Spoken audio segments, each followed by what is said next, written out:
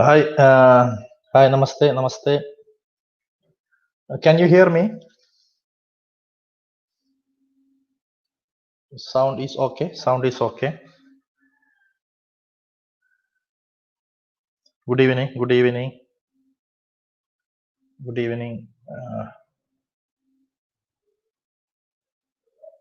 Okay. Okay. Sound is okay. Yesterday, because of some reason, we couldn't conduct the daily discussions.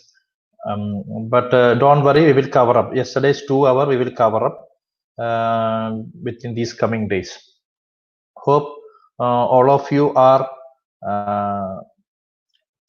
preparing for this upcoming exam in a good manner, because I told you that we don't have time. So you have to do one thing, like refresh your previous study materials, whatever you have. Refresh that one. Study the important topics, important points, so that you will not miss any of the easy question. Okay, if you study the study material or the important topics, you will not miss easy questions. And if you study that thing, definitely you can answer, or you will be able to answer most of the medium tough questions, because this is a crash course, and also we are preparing, last time preparation is going on, so we don't have time to discuss or study everything in detail. But I will tell you one thing, one tip. Maybe you don't have the time, because I have noticed that very few people are only practicing questions. We have conducted exams, every day we are conducting exams, and when I check the members, those who are attending the exam, very few people. Maybe you don't have time because of corona or whatever it is. Okay, but in Aims, when Aims exam is coming, you can't tell this excuse to the Aims that I had a corona duty, I couldn't study. No, nothing. Those who are preparing well, they will get it. If you check, if I don't know whether you are checking how other people, it is not only in your state. In other state also people are doing preparation. You don't know the way they are doing. But I will tell you one tip. Not the tip. I will tell you one thing, that the one. I remember one student. He is now in Aims Rishikesh or Raipur. I forgot. But his name is Shahid. His name is Shahid. When I check, he already is in central government. When I checked our website, we had another website also before. So almost 100 exams, more than 100 exams are there. Practicing exams are there. South Tamilan. I will start now. Time is insufficient. I know. Okay. More than 100 exams were there. He attended all the exams. All the exams, practice exam, online exams. He attended. When I check others' name, they attended only 1 exam, 2 exam, maybe 10 exam, 20 exam. But that guy, he attended all the exams, and he is now in Aims. He's already working in Aims. Okay. So we are not. But I'm telling that the importance of preparation, because when you see the study material, when you see the content, when you see the concept topics, you maybe think that, okay, oh, lot of things are there to study, and it is not possible for me. Okay, if you don't if you don't know the concept, that, or if you don't have the time to go into the concept in detail, but practice questions, that will definitely help you. Okay, we will go to the class today. We will discuss cardiovascular system. Okay, we already discussed the nervous system. Today cardiovascular system and gastrointestinal system. Important points only we will discuss, so I will go like in fast, so we don't have that much time to to explain you, but still I will try my maximum. This is, it's like a refreshing, it's like a refreshing your knowledge, so that it's just take like that. We are doing a preparation, we are actually studying now. This is your study time. Don't think that you are sitting in a class. This is your study time. Okay, after this class, just go and um, do practice exams. Okay.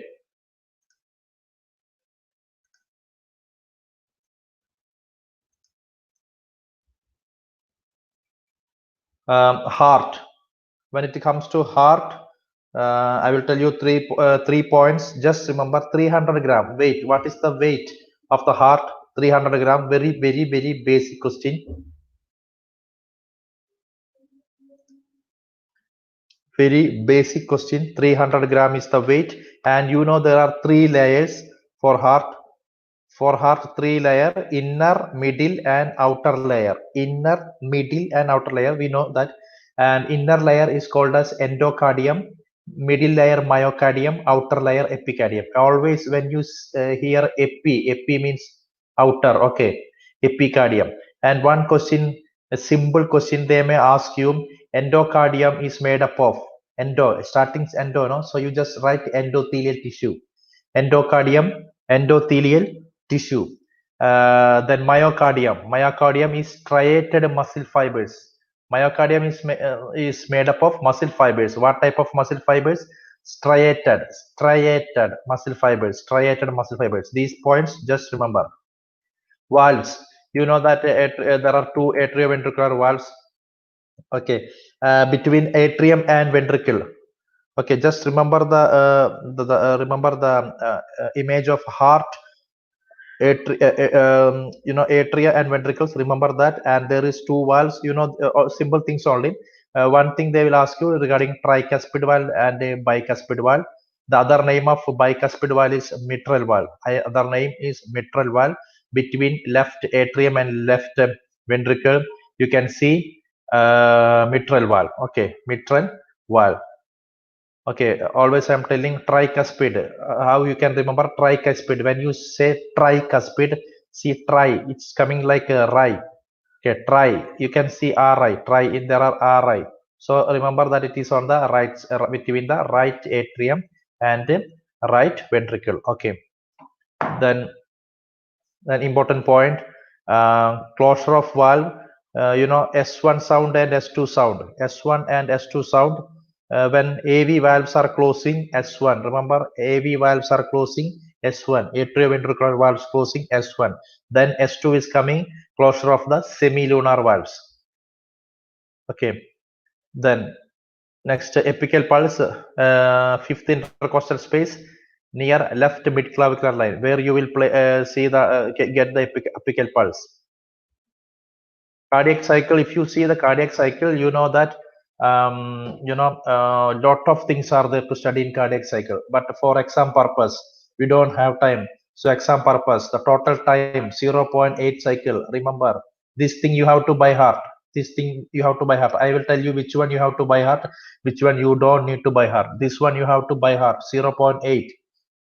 There are atrial cycle and ventricular cycle.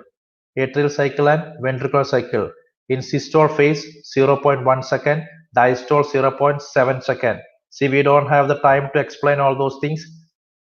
At least study these things. Ventricular cycle 0.3, 0.5. So for EC, you just study like this. Total is 0.8. Okay, 0.8. Cardiac cycle 0.8. Cardiac cycle 0.8. No more doubt, no more question. Okay. Then atrial cycle will be there, and ventricular. Atrial cycle will be there. This cardiac cycle we can divide into atrial and ventricular. Atrial and ventricular cycle. In atrial cycle, there will be systole and diastole. Ventricular also systole and diastole. Atrial there will be systole and diastole, and ventricular also systole and diastole. In atrial, systole will be 0.1. That's all. So if someone asks you diastole, you can easily tell 0.7. In ventricular, 0.3. Systole is starting now. Diastole automatically 0.5. So three things only you have to study. Total cardiac cycle is 0.8. In that there is atrial cycle and ventricular cycle. In atrial cycle, systole is 0.1. Diastole no need to study, just minus. Ventricular 0.3. So 0.8, 0.1, 0.3. You can remember all those things. Cardiac output. Cardiac output formula they will ask you: stroke volume into heart rate. Cardiac output formula: stroke volume into heart rate. No need to explain again. What you have to do, see this video again if you want. Otherwise, go and do practice test. Then pulse pressure we already discussed. Baroreceptors. Where baroreceptors are located? Where baroreceptors? Baroreceptors means they are the receptors which will identify whether your blood pressure is increased or decreased, and it will give signal to your brain. That is baroreceptors, otherwise called as presoreceptors. They will control BP. Located where? In aortic arch. Baroreceptors are located aortic arch. Important point. Then coming CVP. Coming CVP. CVP can be measured by using manometer or transducer. Manometer or transducer, 2 point.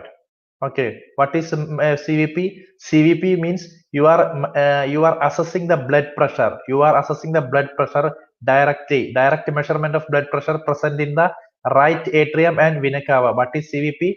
You are assessing the blood pressure in the right atrium and right vena cava. Okay, vena cava. Okay, right atrium and vena cava. That is CVP. How you will do? By using manometer and transducer. When you do this thing, manometer, it's a manually we are doing by using water, these things. Okay, manometer, what you will do, you will keep the manometer at the level of right atrium. And one more thing, when you do this CVP, you have to put the patient in supine with the back rest. 45 degrees. Okay, back rest position up to 45 degrees. Okay, up to 45 degrees. Okay, back rest position up to 45 degree. Then standard, there is a for when you measure this CVP, you will refer with a standard reference point. With a standard reference point, you will measure, that point is called as phlebostatic axis.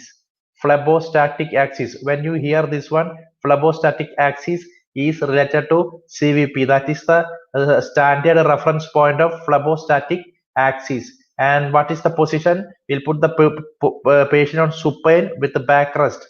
The normal CVP 0 to 8 millimeter of mercury. See, these are basic questions.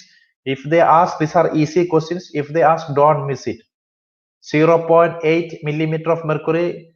And if it is in a water manometer, suppose in water manometer, sometimes they will give you as the unit of centimeter H2O. In water, if they are telling you in water, that is 3 to 8. So both you have to study. In millimeter of mercury, 0 to 8. In water, it is 3 to 8. Important point. So these things you have to by heart. Most common complications of CVP monitoring. Most common complications. Lot of questions you can see like this: infection and air embolism. Infection and air embolism, because in CVP, central venous pressure, when we are assessing CVP, you are introducing catheter into the body, so chance for infection, air embolism. Okay, infection and air embolism. No need to study later, study it now itself. Infection and air embolism. Next, coronary artery disease. Coronary artery disease. Actually, coronary artery disease is a group of disorders or a group of problems. Coronary atherosclerosis. One is coronary atherosclerosis, second angina pectoris, third myocardial infarction. 3 problems together we will call it as coronary artery diseases. Coronary atherosclerosis, angina pectoris, myocardial infarction. These are simple basic concept. We all know that when you read, you will think, okay, I know these things. But when the exam comes, they will ask you in a different manner. They will put some extra option. Then you will get confused. Infarction, myocardial, MI, angina, coronary atherosclerosis. See, for CAD, there are 2 type of risk factors, non-modifiable and modifiable. Modifiable means you can modify, you can change by suppose if you have obesity, or if you have obesity, what you will do? You will do exercise and you can change that risk factor. But there are some risk factor like smoking. Smoking is a modifiable. You can quit smoking. But there are some risk factors you cannot modify, like age, gender, age, although hereditary, all those things you cannot modify. By birth, you are getting all those things. Okay. Then regarding angina, different type of angina. Question they may ask. Different types of angina is there. Stable angina. Stable angina means when you hear this one stable, okay, just remember that it is from the word itself, it is stable. It means that when you do some exercise, exertion, when you do some exercise, exertion, that time this pain will come. So patient also know, okay, if patient also know that, okay, I'm getting angina or when because of this exercise. But when the patient is taking rest, pain will go. That is stable one. But unstable angina is there. Unstable angina, that is other name for unstable angina. Sometime in option they will not tell you unstable. They will tell you pre-infarction or crescendo angina. Pre-infarction or crescendo angina. Pre-infarction or crescendo. Okay, the other name is unstable angina. In here what will happen? Symptoms occur more frequently. Here pain, okay, the pain will more than stable angina. Pain lasts longer, and pain when you take rest, that time also you may have pain. So in stable, when you take rest, no pain. In unstable, when you take rest, still pain. Unstable angina, other name pre-infarction or crescent angina. By heart it. No need to study now itself. Next, nitroglycerin. For these type of problems, the best thing is nitroglycerin. For the best treatment or the mainstay treatment or the first line treatment for angina pectoris is nitroglycerin. Nitroglycerin are vasodilators. Nitroglycerins are what? Vasodilators. So what you will do before giving nitroglycerin, you have to check the BP. If the systolic blood pressure 90 millimeter of mercury or less, don't give. If the so sometimes question they will not ask you like this. They will ask you as a nurse what you will do. Okay, or you have to give nitroglycerin for a person. When you check the person's BP, it was 90 millimeter. As a nurse, what you will do? Like that question will ask. So you will not give the nitroglycerin. So from the option you have to select it. Okay. Then side effects of nitroglycerin. See, I told you nitroglycerin is a vasodilator. Vasodilator. So when you take nitroglycerin, blood vessel will dilate. So automatically you will have hypotension. Hypotension. Then tachycardia, throbbing headache, flushing. Any of these will come. Maybe flushing, maybe throbbing headache, hypotension, tachycardia. By heart it, study it. Flushing, throbbing headache, hypotension, tachycardia. At least remember hypotension and tachycardia. Then laboratory test. Laboratory test. One more thing is that stress. This um, treadmill test or exercise test. We will do for cardiac patients. We will do stress test or exercise test. Sometime we will tell the patient to run on the run on the treadmill, run on the treadmill, do some exercise, and we will assess the cardiac activity. That type of exercise test is there to assess your cardiac activity. In some situation, you will give medicines. By giving medicine, also you will assess the whether the patient is having the angina or other MI or other type of problems. So one treadmill test, you know, TMT treadmill test, you know that. Okay, but if suppose the one person he cannot do all those exercise for this test, so what we can give some medicines also. We will give some medicines. One is adenosine, then dobutamine, okay, dobutamine. These type of medicine we will give for the patient to do this, you know, to do this test. Okay, dobutamine. Remember dobutamine. What medicine you will give? Dobutamine. Then laboratory test. When a person is coming with the MI or chest pain or something, we will give some. We have to do some laboratory tests. So there are 3 tests. First one is creatine kinase, CK, creatine kinase. Which one we will use? In cardiac problem, we will use the CKMB. Creatine kinase is an enzyme. There are 3 type of enzyme you can see. One is CKMM, CKMB, and CKBB. CKBB is in the brain tissue. You can see. If any injury in the brain tissue, you can see the CKBB level increased. If any injury in the heart muscle, then what will increase? CKMB will increase. If in skeletal muscle, it is CKMM will increase. Okay, CKMB is the cardiac specific things. Then myoglobin, second enzyme found in this myoglobin you can see in cardiac and skeletal muscle. Okay, and the first cardiac marker, these all are called cardiac marker, and first cardiac marker raised in MI is myoglobin. So question sometime ask you like which one will be the first cardiac marker will increase? Which cardiac marker, which enzyme will increase after MI? It is myoglobin. But the most specific and sensitive test, that is troponin.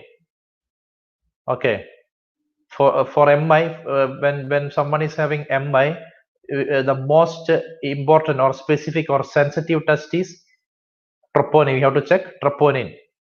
The next important point, thrombolytic agents. If there is clot,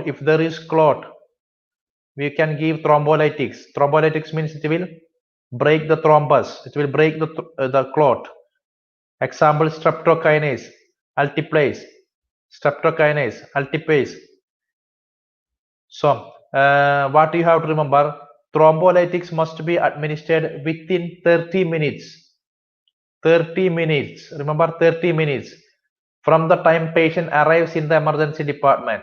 So when person arrive in the emergency, from that to administering this thrombolytics within 30 minutes you have to do. That is called as door to needle time. What is door to needle time? 30 minutes. What is that? Patient came to the door, emergency door, patient came there, and now we are going to give thrombolytics. That should be within 30 minutes. That is called door to needle time, that is 30 minutes.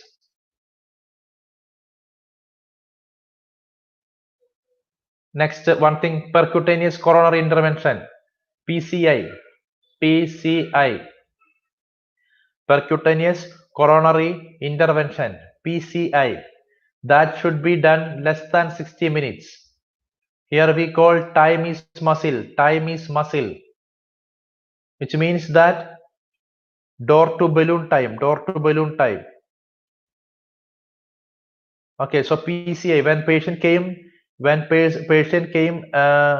emergency department, from that time to PCI, we will do this procedure, percutaneous coronary intervention. Before I told giving medicine, thrombolytics, that is door to needle. You are injecting some medicine. Here balloon, angioplasty, angiogram.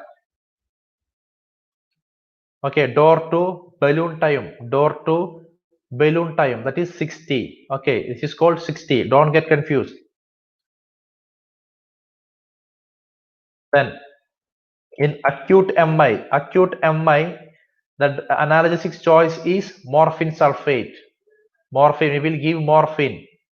In acute MI, the analgesic of choice is morphine sulfate. And when you give morphine, what will happen? You know that pain will reduce. Okay, no need to by heart it. When you give morphine, pain will reduce and anxiety will reduce. When pain reduce, suppose if I had pain, when I'm taking morphine, automatically my pain is reducing. Then if my pain is reducing means my anxiety will reduce. It will reduce the preload. It will reduce the workload of the heart. So pain, anxiety, and workload of the heart is reducing because of giving morphine. Different type of cardiomyopathy is there. Cardiomyopathy. Don't go in detail. We don't have time. Cardiomyopathy. In that most common type of cardiomyopathy, most common form of cardiomyopathy, they ask it is DCM. There are different type of cardiomyopathy, HCM, like that. Okay, hypertrophic cardiomyopathy, all those things. Don't think about it. DCM, dilated cardiomyopathy, is the most common form of cardiomyopathy. What is sinus bradycardia? Simple, 60 beats per minute. You all know this, but sometime when during the exam time you may forget. Okay, or you may get confused. They will give you 70 and 60, 90, like this. 70, 60, 50. Then you will get confused. 60 or 70. Okay, 60 beats per minute. Because I told you in every exam there will be some easy questions. So these are the easy questions. Don't miss the easy questions. Management in sinus bradycardia. Management, atropine sulfate. Before they used to ask you only the medicine, atropine sulfate. Now they are asking the dose, 0.5 mg IV every 3 to 5 minutes. Atropine sulfate, 0.5 mg every 3 to 5 minutes to a maximum dose of 3 mg. So what is the maximum in bradycardia? What is the maximum amount of drug of atropine sulfate you can give? You can give maximum 3 mg. One dose 0.5 mg. Like that 3 to 5 minutes you can continue this one. But you can give maximum 3 mg. Talking about atropine sulfate. Sinus tachycardia. 100 to 180, between 100 to 180 beats per minute. And vagal manners. Here one thing is important. Especially SVT, supraventricular tachycardia, SVT. So sinus tachycardia, the heart rate is 100 to 180, between 100 to 180, and in that you can give vagal manners.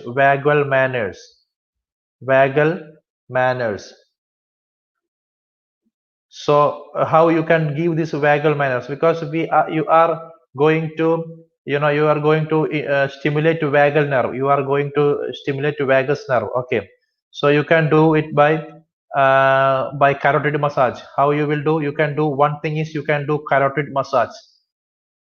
You will tell the person to turn one side. Client turn the head of the client to one side, and you will massage over the carotid artery. Carotid massage. So different manuals I'm telling, vagal maneuver. Then Valsalva maneuver. This maneuver they will ask you lot of regarding maneuver they will ask you. One is Mac-Roberts maneuver. MC. Okay, Mac-Robert maneuver. It is used in Mac-Robert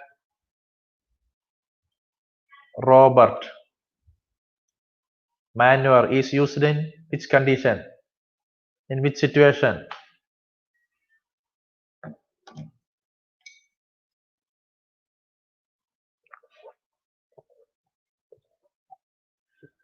Come on, please.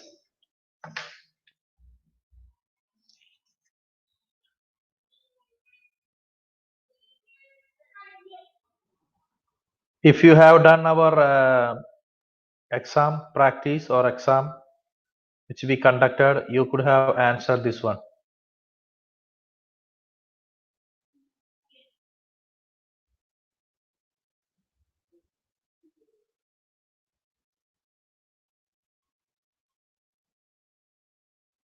Please. See, you people are going to attend the exam. Very important exam. 4,000 vacancy. Very easily you are going without doing preparation properly.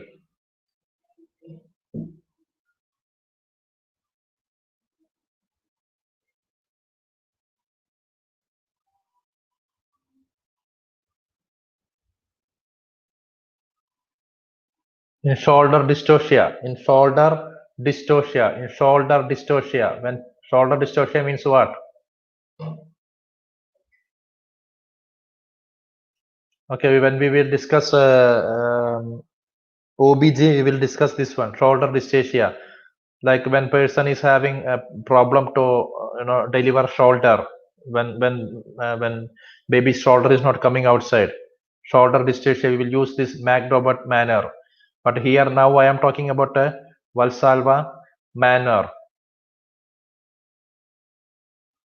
In this, we will tell the patient. Sometimes we will induce gag reflex, or sometimes we will tell the patient to keep to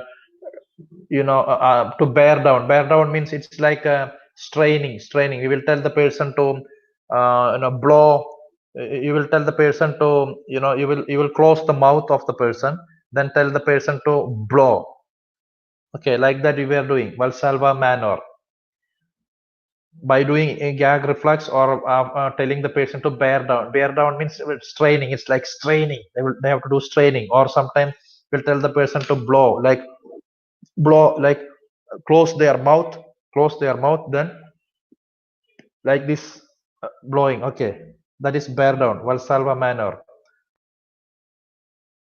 Next, cardioversion and defibrillation. Okay, cardioversion is a synchronized shock delivery. It is a synchronized shock delivery. Defibrillation is asynchronized. Okay, question they may ask you. Starting shock, initial shock. What will be the initial shock? Joule, 200 joule. Initially, you will give 200 joule. In defibrillation, the starting or initial shock is given at an energy of 200. If unsuccessful, then 300. Then maximum you can give 360. So what is the maximum joule you can give in defibrillation? 360 joule. Starting is 200, maximum 360.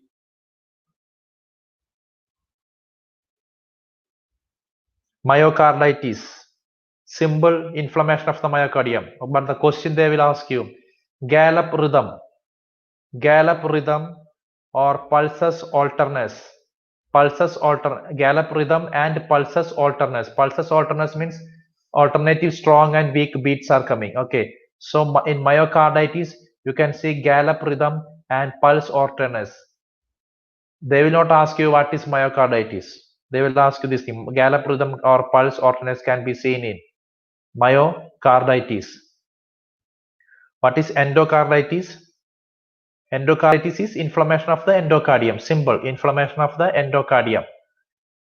You know the inner line of the heart is made up of endocardium.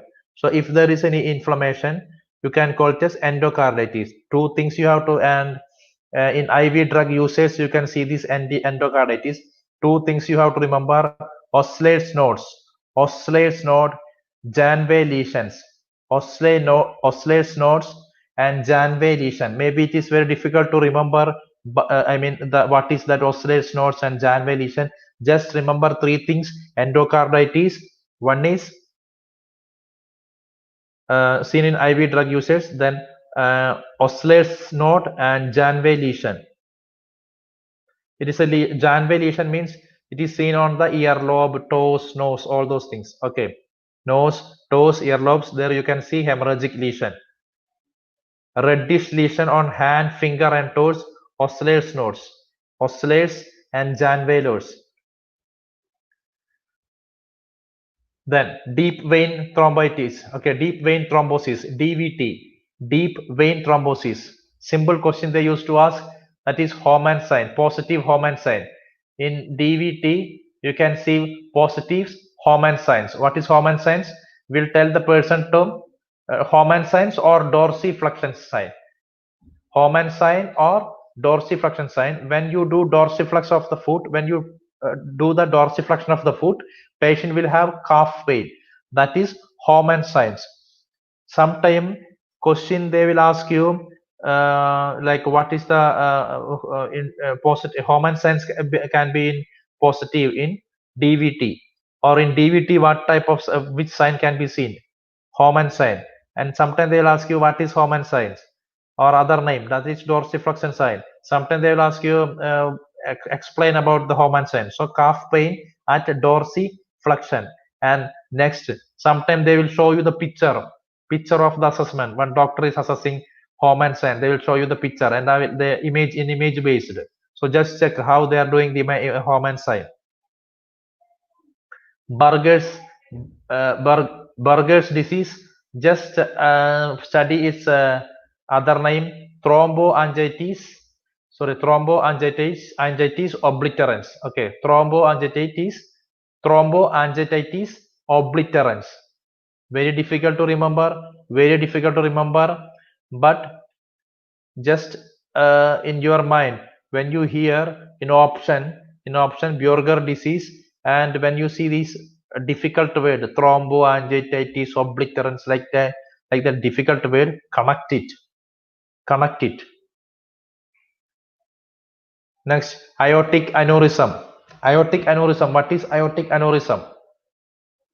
Okay, your arterial wall, abnormal dilation of the arterial wall anywhere along the abdominal aorta. If you take the abdominal aorta, anywhere if there is abnormal dilatation, it is called aortic aneurysm. Okay, simple. Aneurysm means dilation. Abdominal aorta aneurysm.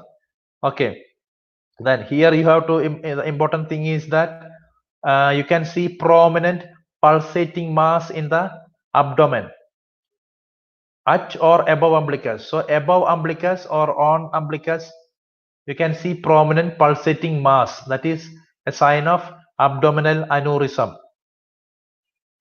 Pulsating mass, abdominal aneurysm. Simple question. This is simple question only. Okay, not a difficult questions. Then drug of choice in hypertensive emergencies. Drug of choice, sodium nitroprusside, nicardipine hydrochloride. Sodium nitroprusside, nicardipine hydrochloride. At least remember sodium nitroprusside.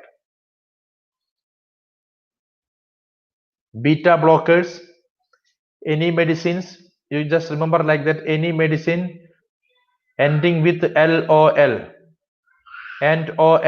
Remember that is beta blockers. Not all the things ending with the LOL beta blocker, but I am telling you one thing, easy way. If it is ending with the LOL blocker, B blockers. Okay, B blockers, OL. Here one OL is there. Here in beta blockers you can see OL, not L. Here LO. Okay, OL, LO. So if you say ending with the OL, just remember that LO. LO means blockers. Okay, beta blockers. Important thing, contraindication. In asthma, you cannot give beta blockers. Don't give. In asthma, don't give beta blockers. Side effect, bradycardia. Two things. If you see the antihypertensive drug, lot of drugs are there, lot of side effects. At least study this one. Side effects, bradycardia. For beta blocker, bradycardia is a side effect. Contraindication, asthma. They will not ask you directly that what is the contraindication. They will ask you in which condition or in which patient you cannot give beta blocker, or if patient is having which of the following condition or following disease, you will not give a beta blocker. Asthma. Calcium channel blockers. NE. Okay, nifedipine, amlodipine, nicardipine, all those things, calcium channel blockers. The here also side effects, bradycardia. Here also side effects, bradycardia. And one thing, verapamil, important, verapamil. What is verapamil? This is also calcium channel blocker. Calcium channel blocker is the main drug, or it is the best management for Raynaud's disease. Raynaud's disease. Calcium channel blocker is the best treatment or the first line treatment. Side effect bradycardia. So beta blocker, we will start with the beta blocker B, then we'll tell calcium C. Okay, both side effects is bradycardia. Then last ACE inhibitors and ACE inhibitors. Okay, ACE inhibitors, captopril, enalapril.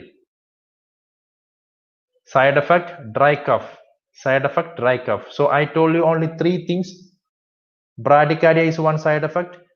For beta blocker and calcium channel blocker, I told you bradycardia, and dry cough for ACE inhibitors. Dry cough for ACE inhibitors. 3 things only I told you. And for beta blockers, asthma is a contraindication.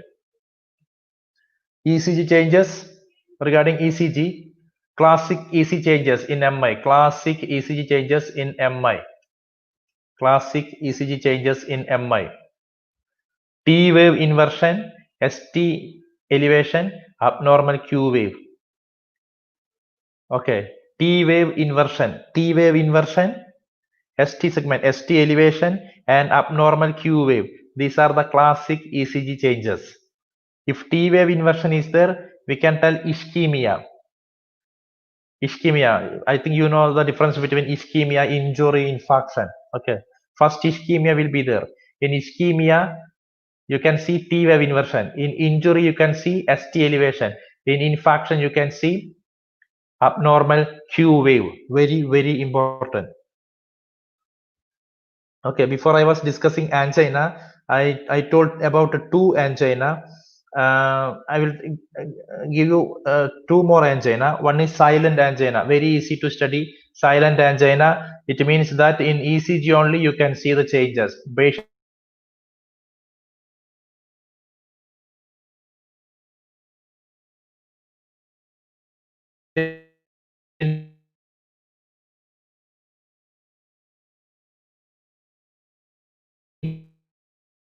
intractable or refractory angina, intractable. Okay, severe angina. Variant angina. What is variant angina? Variant angina, otherwise called as Prince-Mettels angina. Prince-Mettels angina. So this thing very important. Prince-Mettels angina. Prince-Mettel angina. Variant angina. Okay. Pain at rest with reversible ST segment elevation. So in this also there will be pain at rest. At rest, pain will be there in variant angina or Prince-Mettel angina. We told in unstable angina also there will be pain at rest. In variant and Prince-Mettel angina also you can see the pain at rest, and there will be reversible ST segment elevation. Then cardioglycoside, we will discuss about cardioglycoside, one medicine. What cardioglycoside will do? Cardioglycoside will decrease the heart rate. Side effect, visual problem. Okay, regarding cardiac glycoside side effects, you will get more questions in the exams. That's why I'm telling in exam, when you read this or when you attend this the concept class or important concept or important topics discussion class, after that when you attend many exams, together you can answer a lot of questions and use some tips which I told you. Okay, these are the things we can do in the last time. Then therapeutic level 0.5 to 2 mg per ml. If you didn't study still now this thing, I don't know how you will remember all those things. But you have to. If you don't have duty all those things now, these days, or if possible take leave, 2-3 days leave, sick leave or whatever it is, if possible take that thing and sit and study 0.5 to 2 mg per ml therapeutic level of digoxin, antidote of digoxin, immune fab or digibind. Check apical pulse before giving cardiac glycoside. Check apical pulse. If the heart rate is 60 per minute below, if the heart rate is 60 below, don't give. How you will check apical pulse? Yesterday we discussed it, where you will put the stethoscope, all those things. If heart rate is below 60, don't give digoxin. In children, if it is below 90, don't give. Then in ECG changes in different conditions. Okay, you know what is P wave, QRX, T wave, all those things. Normal PR interval you have to study. Normal PR interval 0.1 to 0.2 seconds. If you have book, note it now itself. PR interval 0.2 to 0.2 second. Then in atrial flutter, you can see saw-toothed appearance. Saw-toothed appearance. In the group, we have sent you some image regarding ECG changes. One ECG changes picture they will ask you. Maybe they will give you VF. So just go and see VF, VT, atrial fibrillation, then SVT, then atrial flutter. So saw-toothed appearance. Okay, so just watch this image. If you have mobile in Google, just type it, you will get the image. Then in hyperkalemia, peak T wave, widened QRS. I am telling only one thing because I know that you cannot read everything. Hyperkalemia, just remember that hyper increased. So just connect it like a T wave increased. Peak T wave, widened QRS. Peak T wave, widened QRS, like that. Somehow remember.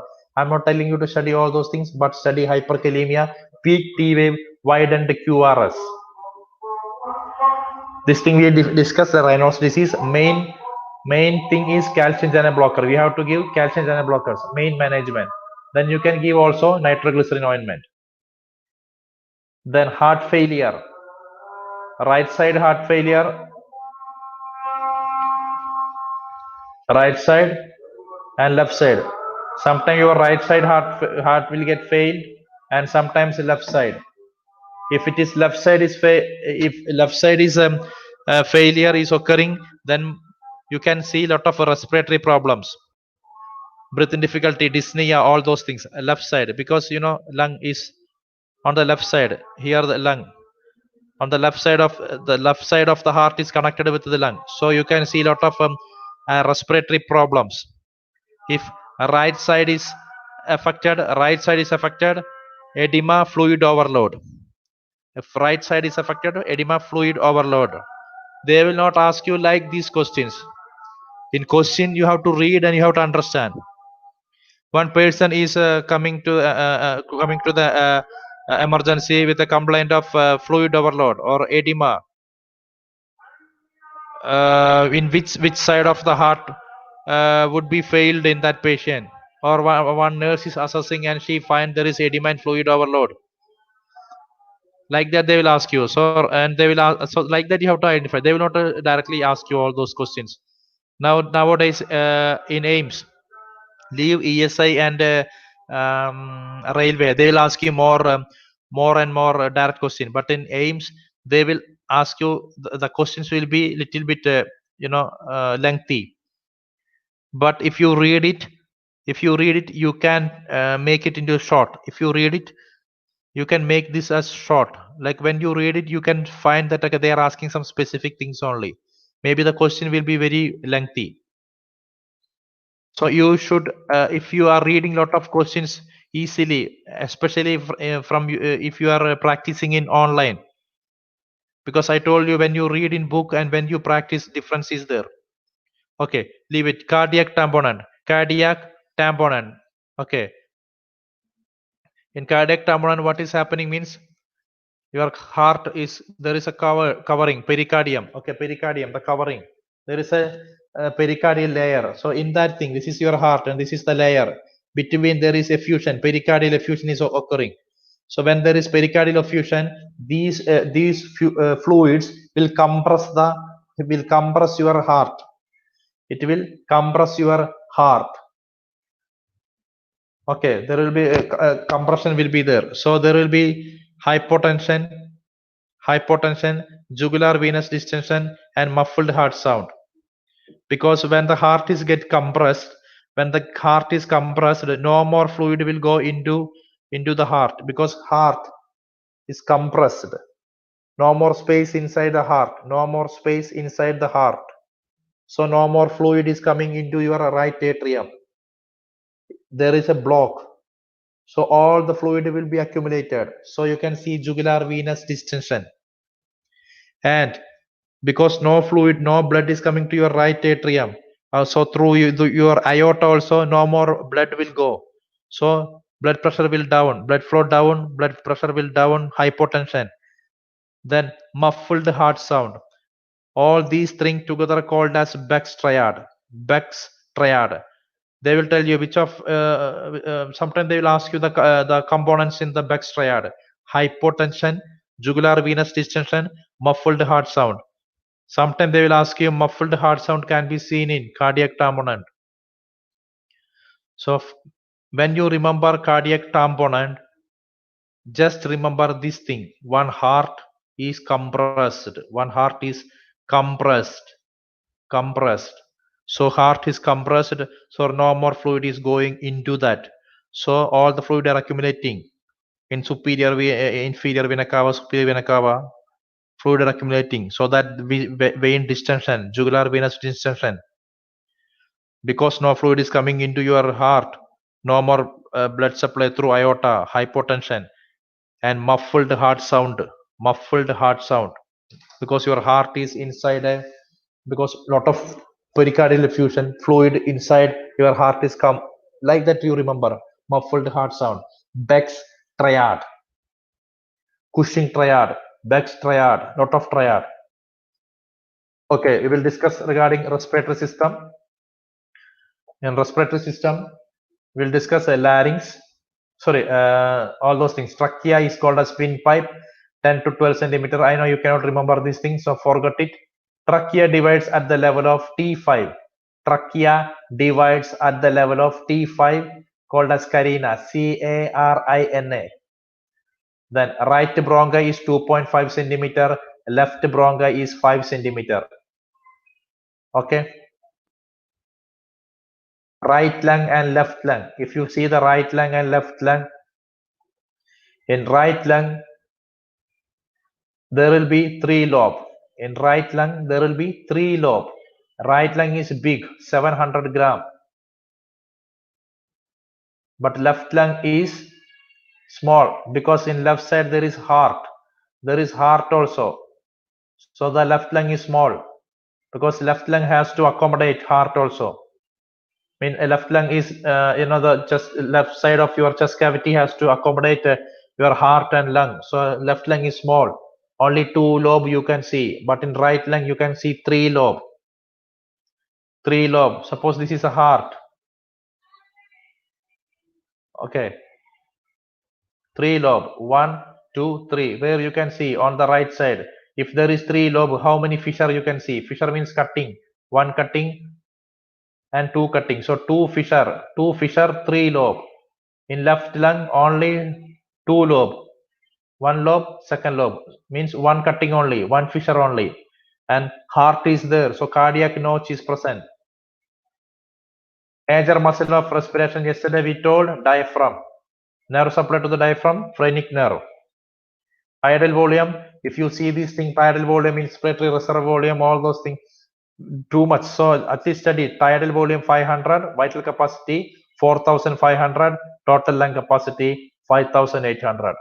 Tidal volume 500, vital capacity 4500, and total lung capacity is 5800 ml.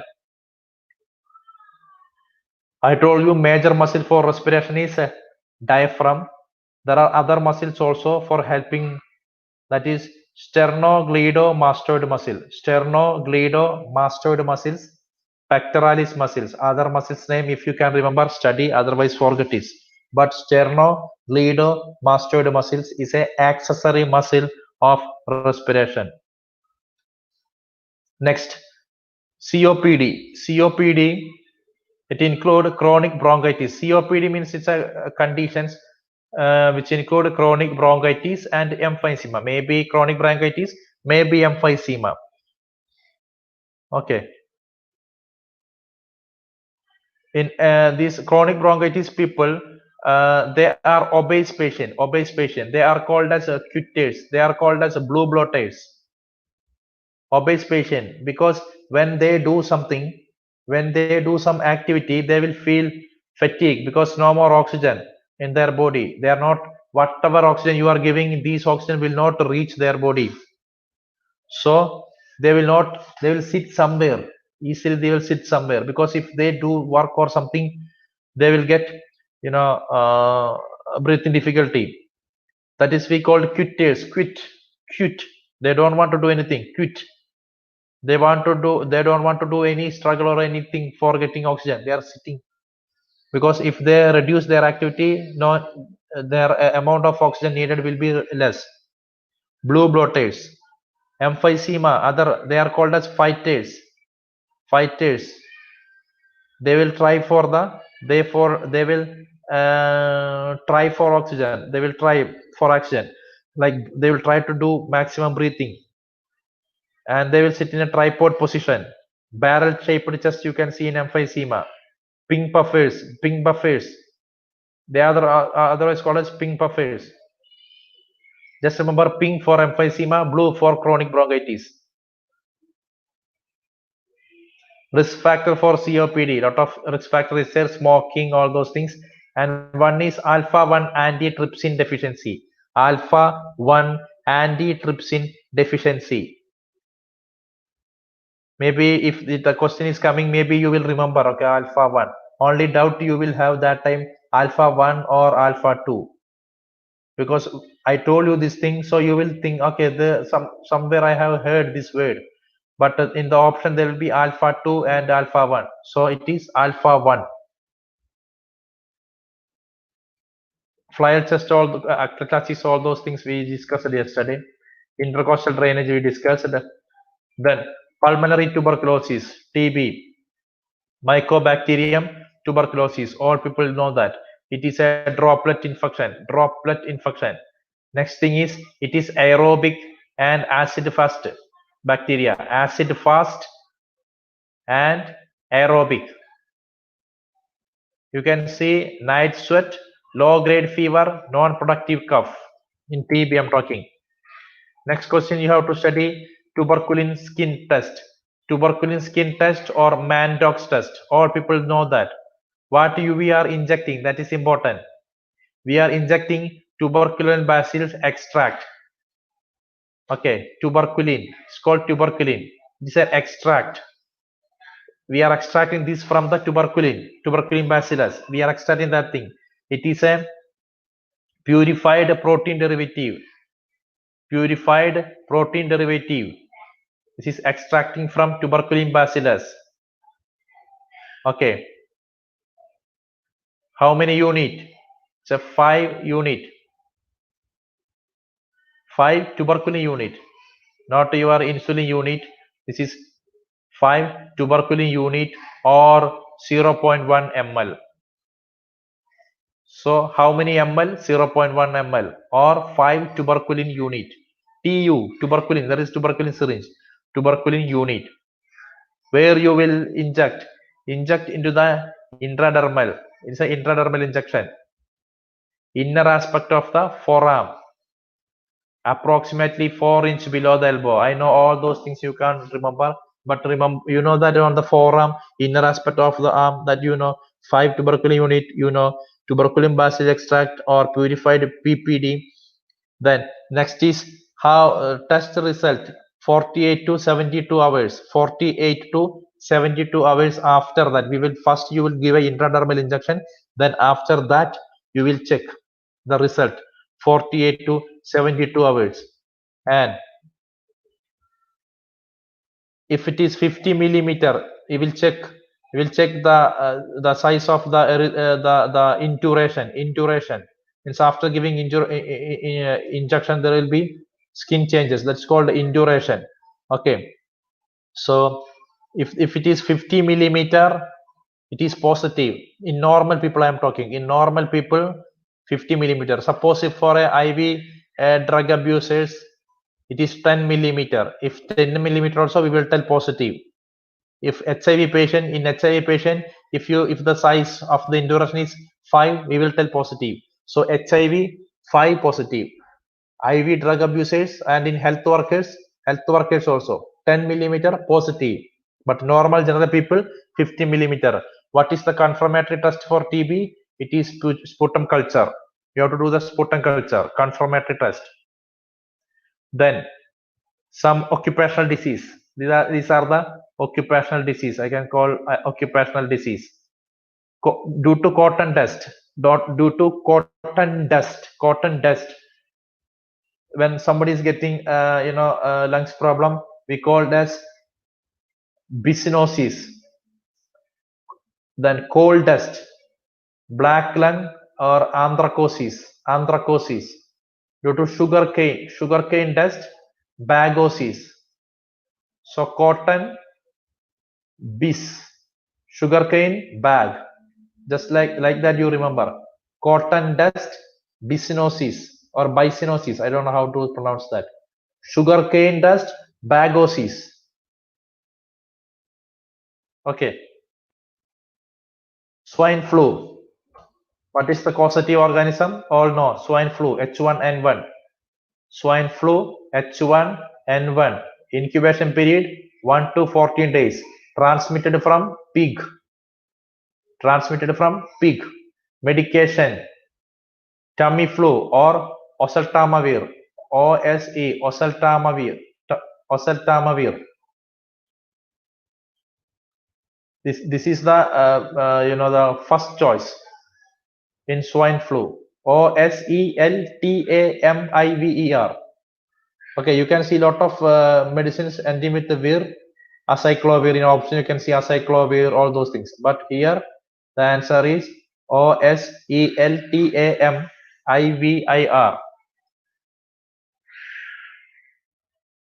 Next, coronavirus, COVID-19. It's a novel coronavirus. The name is SARS coronavirus 2, SARS-CoV-2. All people know this thing. Novel coronavirus, SARS-CoV-2. Its incubation period is 1 to 14 days. Okay. Where the first case reported in India? Where? Kerala, Thrissur or Trichure.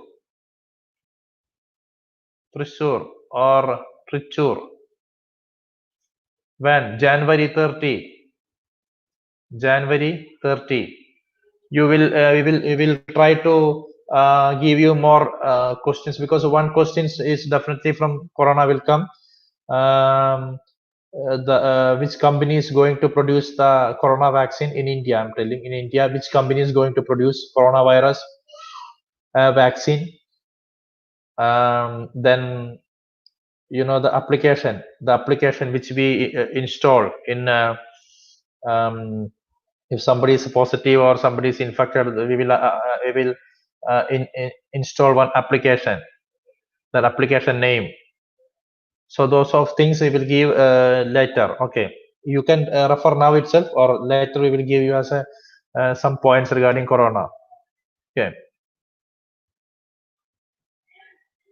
Cor pulmonale. What is cor pulmonale? It is the enlargement of a right ventricle caused by chronic lung disease. If there is any problem with your lungs, this is your lungs. Suppose this is your lungs. Okay, in the right ventricle, there will be in right ventricle, because the lung is obstructed. Just think that the lung is obstructed. No more blood can go through lungs. So what will happen? Your right ventricle. Okay, right ventricle, because if this is your heart, this is your right atrium. and right ventricle, then left atrium. So from right ventricle, this the blood vessel is going to lungs. So lung is having some problem. So automatically your right ventricle will enlarge. That is called cor pulmonale. Okay, we will go to gastrointestinal system now. Gastrointestinal system.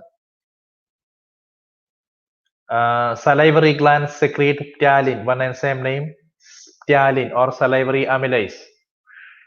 Then next important thing is ampulla of water present in duodenum. Ampulla of water present in duodenum.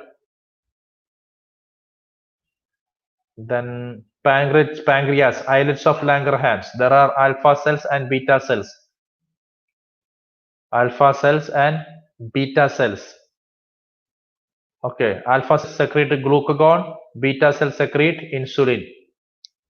Alpha cells secrete glucagon, beta cells secrete insulin.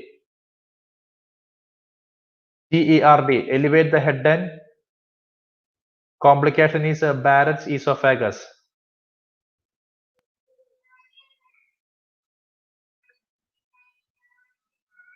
Kindly wait 1 minute.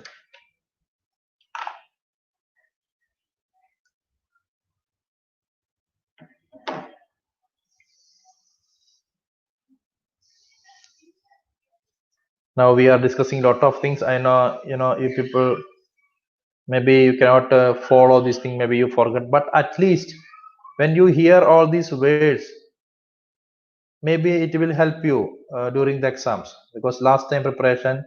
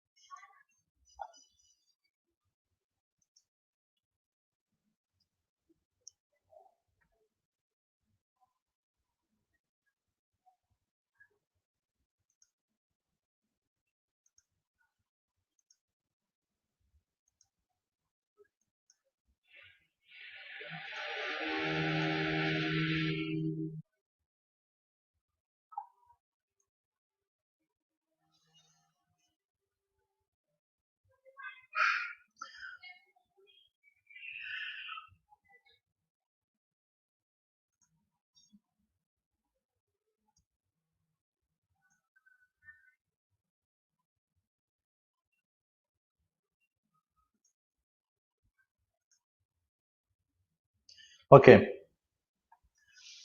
GERD, gastroesophageal reflux disease.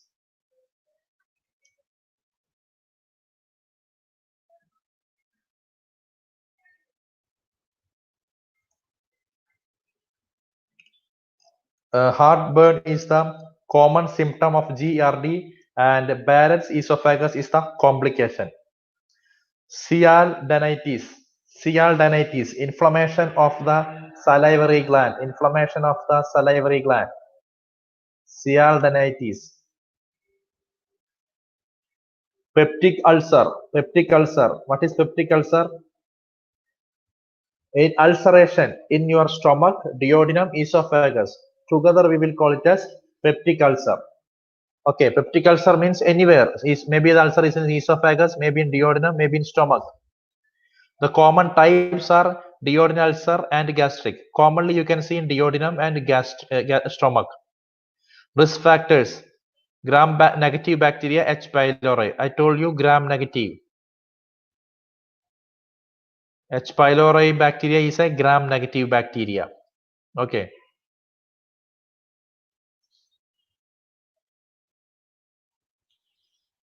When it comes to duodenum, mainly you can see melena. And see here in duodenum, after taking food, pain will go. If somebody is having duodenal ulcer, if they take food, pain will go. So they will take more and more food, so there will be weight gain. And melena means, what is melena? Bleeding through the rectum. Because you know, when one person, if this is a person, if bleeding is from the downside, means duodenal area, it is from the duodenal ulcer, means you can see the bleeding through down. through rectum. So you can see melena in duodenal serum.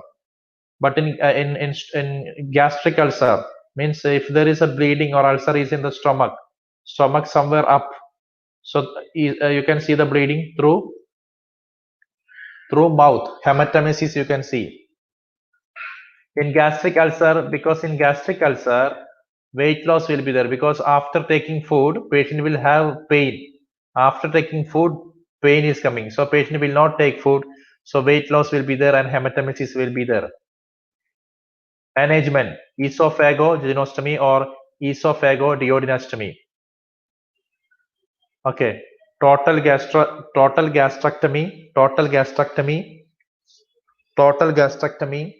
means your stomach will be removed, then your esophagus will be connected with your duodenum, or esophagus will be connected with your jejunum.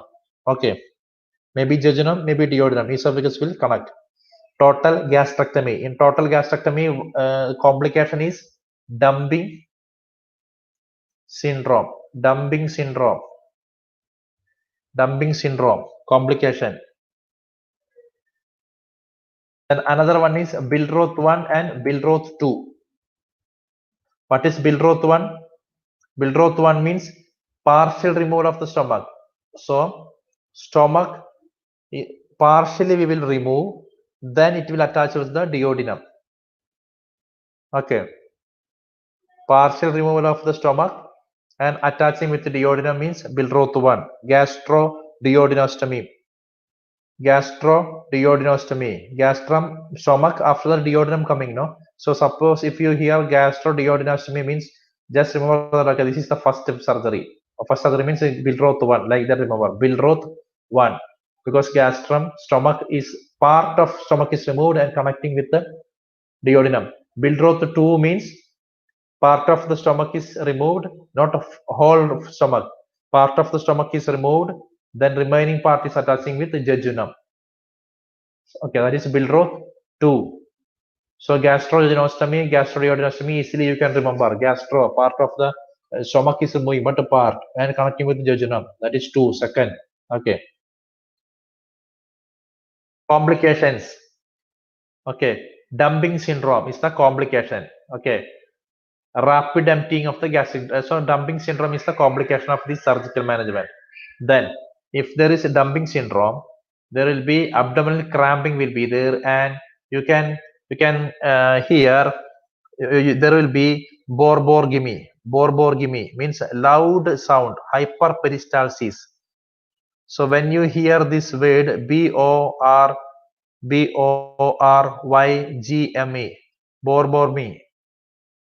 borborygmy, just remember that as it's a loud gurgles, a loud sounds because of the hyperperistalsis. Remember this word. You may see this word in any option. Then what is hiatal hernia? Different type of hernia is there. Inguinal hernia, okay, umbilical hernia. Hiatal hernia means suppose a portion of the stomach herniates through diaphragm into thorax. Suppose the stomach, if the portion of the stomach is herniating means protruding through the diaphragm into the thorax, that is called hiatal hernia or esophageal or diaphragmatic hernia. Okay. Cholecystitis, symbol inflammation of the gallbladder. Cholis, lithiasis, symbol stone, lithia, wherever you hear lithiasis, stone in the gallbladder. Choledocholithiasis, this one is important. Choledocholithiasis. Suppose stones is in the common bile duct, we will call choledocholithiasis. Choledocholithiasis, you know, stone in the gallbladder, but choledocholithiasis means stone in the common bile duct. And here are some important things we will tell. If there is choledocholithiasis, epigastric pain radiating to scapula. These are very important points. Epigastric pain radiating to scapula. That also after eating food, fatty food. After eating fatty food, if someone is getting pain radiating to scapula, epigastric pain, when it is radiating to scapula, 2 to 4 hours after fatty food, cholelithiasis. Mass palpated and pain in the right upper quadrant. Right upper quadrant pain, cholelithiasis, maybe cholelithiasis. Then when the doctor is examining the hepatic margin, the lung side, hepatic margin, when the doctor is palpating the liver side of the liver, when the doctor is palpating, that time because of pain, if patients cannot breathe properly because of pain, when doctor is palpating, then pain is coming, patient cannot take deep breath properly. It is positive Murphy sign. Positive Murphy sign. Positive Murphy sign can be seen in cholelithiasis, cholecystitis. Okay, so sometime they will give you some video based question. Is there video based question? They will show you Murphy sign. Clinical feature: jaundice, dark colored urine, feces color is clay colored, and steatorrhea. Jaundice, dark color urine, and clay color, because your bilirubin cannot remove through the urine. Your bilirubin is normally your bilirubin is going through the urine and feces. Because of that, urine is having that yellow color, and clay feces is having the normal stool color. But if it is not there, your feces will become clay colored and urine will become dark colored. Okay, steatorrhea, excess fat in the feces. Some more slide we will discuss, then we will discuss questions. Okay, because if I discuss lot of things, it will be problem for you. You will not get your concentration will go on. Then pancreatitis, use of oral contraceptives, risk factor. Pancreatitis, use of oral contraceptive. Turner sign and Cullen signs. Cullen signs means discoloration of the abdomen and periumbilical. In the umbilical, around umbilicus, if there is discoloration, Cullen signs. Flank area, bluish discoloration, Turner sign. Turner sign, Cullen sign.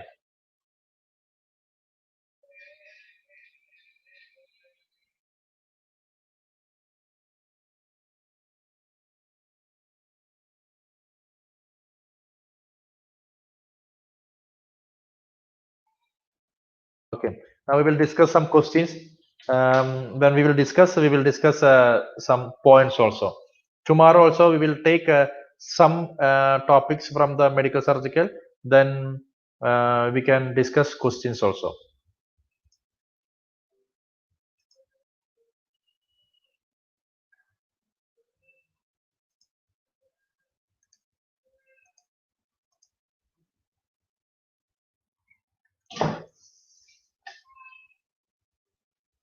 Okay, Arogya, Sonali is telling Arogya Sedu app. Arogya Sedu app is the app we are using in the coronavirus for the the surveillance.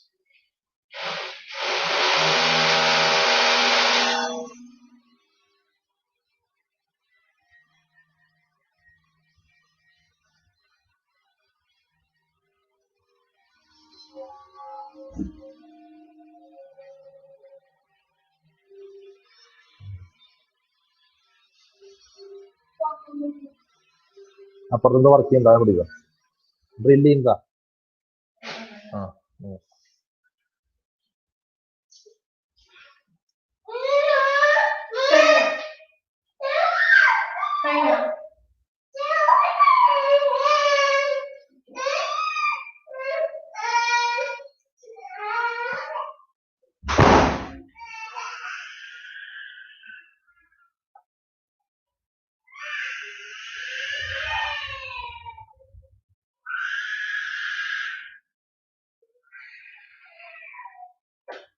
I'll take the questions, then we'll discuss.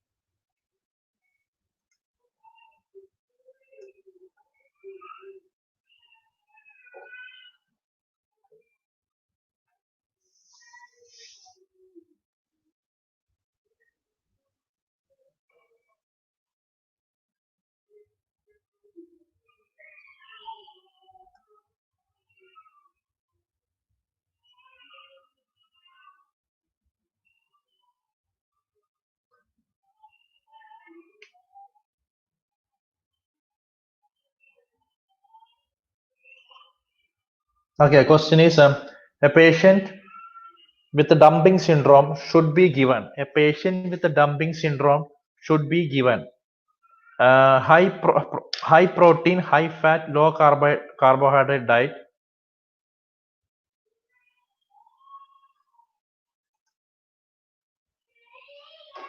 Okay, first option high protein, high fat, and low carbohydrate diet. Second option low protein, low fat, and low carbohydrate diet. Then third option normal protein.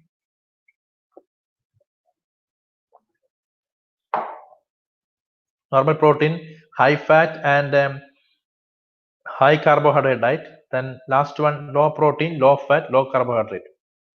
Okay, as I told you, when you get these type of questions, uh, you know you know the answer, but still when you read you may get confused. So dumping syndrome, just check when you get the question what they have asked. Dumping syndrome should be given, not should not be given, should be given. Okay, in dumping syndrome patient can't take a lot of food because after gastrectomy and all, the dumping syndrome is happening. Their stomach will be very small, they can't take more food, so less food only they can take, but within less food they have to get more calorie. With less food they have to get more calorie. So we can give only high protein, high fat, low carbohydrate diet. High protein, high fat because they want more energy, but low carbohydrate diet. So the answer is high protein, high fat. You can answer now. Okay, you can answer. If you know the answer, you can know. You can answer also. No problem. I think you are answering. Right. Yeah, yeah, you are answering. I'm waiting. Okay. The process of copying DNA sequence gene into a messenger RNA. The answer is process of copying the DNA sequence of a gene into messenger RNA. Copying of the DNA sequence to RNA, messenger RNA is called as B, transcription. Transcription.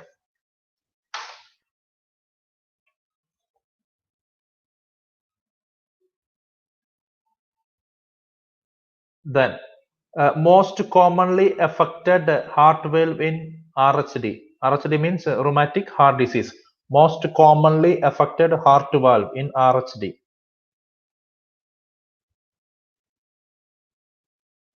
You know, see, if we used to study like a lot of things, lot of concepts. Still, when the question will come, you may think that, oh, I have never seen this. Maybe you have seen, or some people may think I have never seen these type of points in when I study concept, because we are studying about our body. Lot of things are there to study, so it's not possible to include all the things in the content. If you maybe you will read a lot of books, you will read Brunner, you will read Antrexar and lot of books. Still, when the question will come, you will think that, okay, where I didn't see this type of question in any of the book. So it is not possible to read all the books. That is why I told you, okay, have some understanding if RHD, rheumatic heart disease, or regarding some things, have some understanding. Then when you do lot of questions, you will find this type of questions. Maybe if you do 100 questions, from that 1 or 2 questions will come, or 10 questions will come. So that 10 question will definitely help you to score more. Okay. So the most commonly affected valve is mitral valve.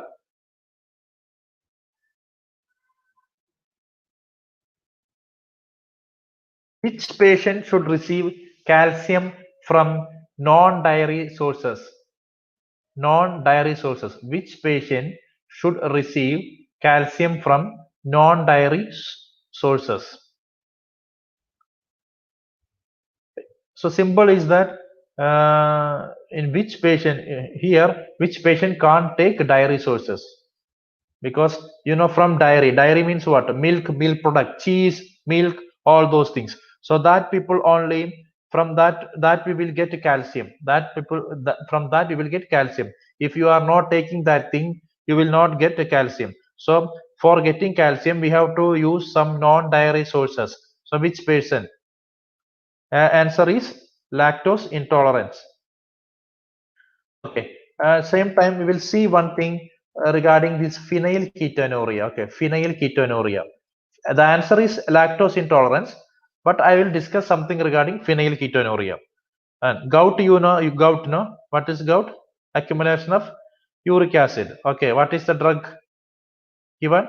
Allopurinol. Allopurinol.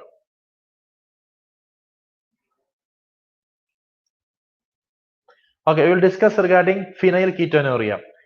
Phenylketonuria is an inborn error of metabolism. Inborn error of metabolism. Phenylketonuria, inborn error of metabolism. So there is a problem in the metabolism.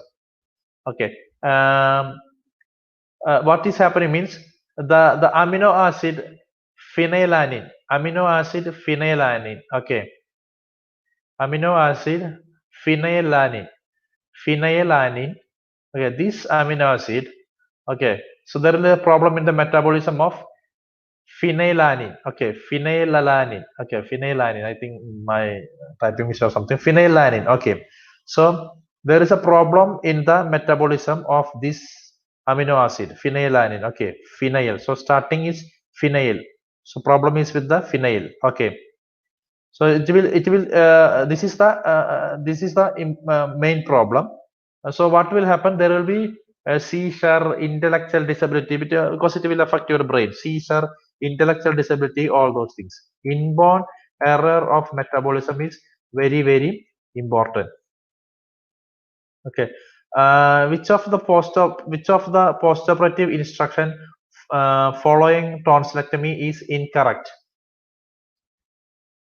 Which of the postoperative instruction following tonsillectomy is incorrect? So I will tell you four intervention or four nursing nursing action. One is monitor bleeding, then suction every 2 hourly, then give clear fluid when patient is awake, then give no milk products. So here they ask the incorrect. Okay, incorrect. Which is incorrect? Monitor bleeding. Good action. We can do that. No, we have to do monitor for bleeding. Then give clear fluid when patient is awake. Tonsillectomy only. No problem. No milk. We can give milk. No problem. But suction. No need to suction every 2 hourly in tonsillectomy. No need to suction every 2 hourly. Okay. This is incorrect action. You can do suction whenever you need. Okay. Gerontology is the study of gerontology is the study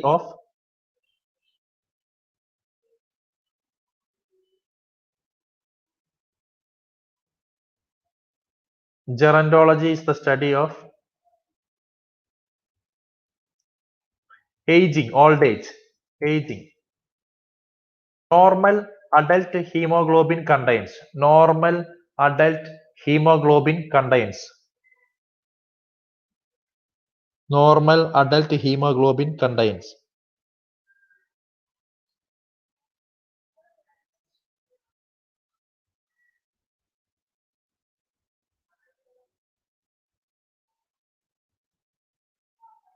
Normal adult hemoglobin contain 2 alpha and 2 beta chains. See, hemoglobin. If you take hemoglobin, there is heme means iron plus globin. Heme plus globin. Heme plus globin. Globin you can see alpha chain and beta chain. Alpha chain and beta chain. So 2 alpha chain and 2 beta chain is there in normal adult hemoglobin. When we discuss about hemoglobin here and alpha and beta chain, we will discuss something regarding thalassemia.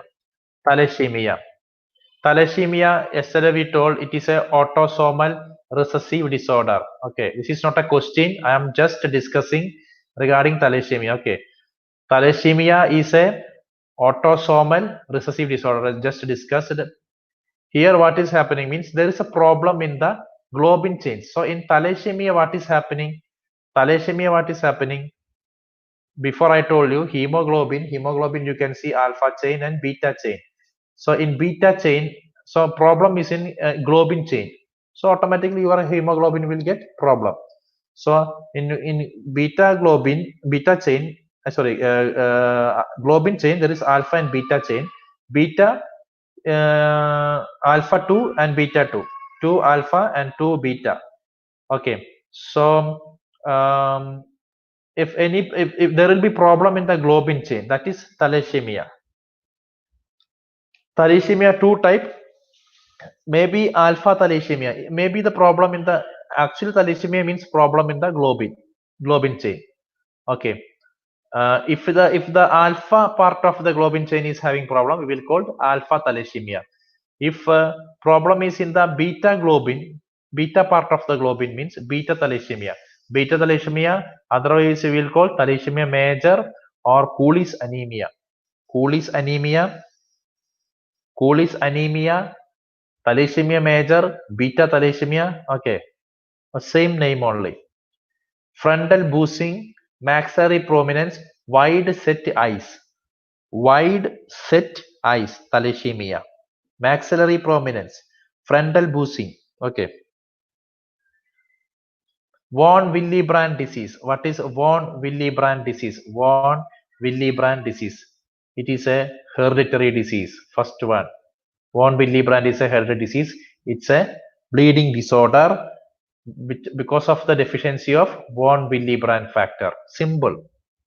Question. Bleeding disorder. It is a bleeding disorder. First of all, it's a bleeding disorder because of the deficiency of von Willebrand factor that you can identify from the word von Willebrand. Okay, von Willebrand factor. Then it is a hereditary disease. Aplastic anemia. Aplastic anemia. What is aplastic anemia? Suppose if there is a damage to your bone marrow. Okay, here the problem is in your bone marrow. Any damage to bone marrow will result in reduced hematopoiesis, which means that you know that the hematopoiesis is happening in blood marrow. So your blood marrow damaged means there will not be any production of blood cells. Okay, hematopoiesis will not be there. So you can see RBC, leukocytes, platelets, everything will be low. So in aplastic anemia, not only RBC, what we will tell RBC will tell that the red blood cell is decreased or hemoglobin decreased, like that we will tell. But RBC means reduced blood cell. RBC cells are reduced. That is anemia. Okay, so because of that, you will not have proper, you will not get proper oxygen supply to the tissue. In aplastic anemia, if you see, not only RBC, leukocyte, platelets, everything will be damaged because these are producing in bone marrow, and here your bone marrow is damaged. Next, megaloblastic anemia. Megaloblastic anemia may be due to vitamin B12 or folic acid. Okay. Megaloblastic may be vitamin B12 deficiency or may be due to folic acid deficiency. For a normal RBC, you need this vitamin B12 and folic acid. If there is no vitamin B12 or folic acid, the RBC produced will be in abnormal RBC will produce it. It will be very large RBC, abnormal large RBC. That is why we called mega. Mega means what? Big. Megaloblastic anemia. So to check whether you have vitamin B12 deficiency or not, the test is Schilling test. SCHILLING. Schilling test for checking B12 deficiency. Pernicious anemia. The another anemia is pernicious anemia. Now we have discussed the thalassemia. Thalassemia what? Thalassemia, I told you that in hemoglobin is made up of heme and globin. And globin, if you take globin and if you open globin, you can see 2 alpha chain and 2 beta chain.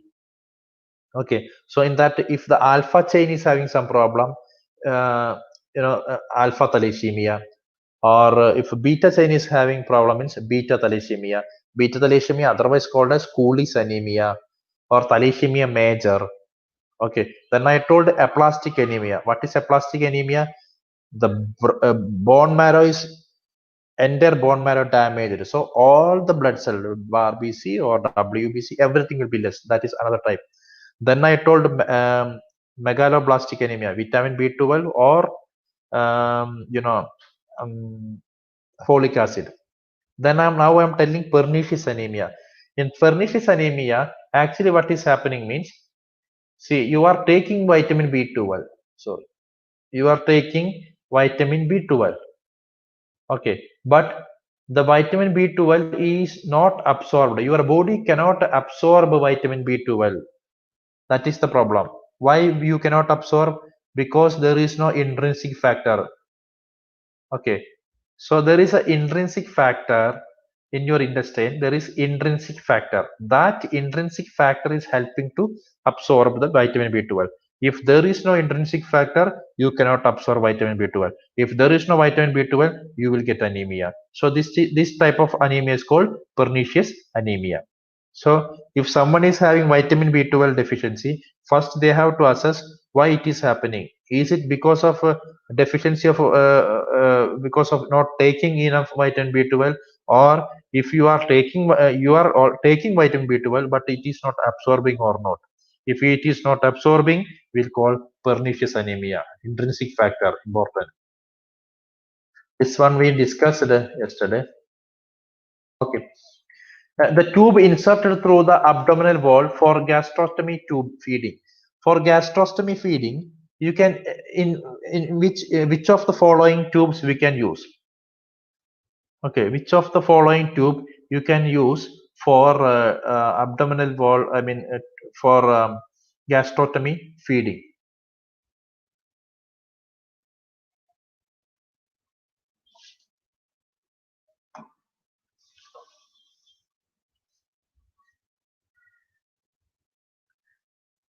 This can be used for gastrostomy feeding.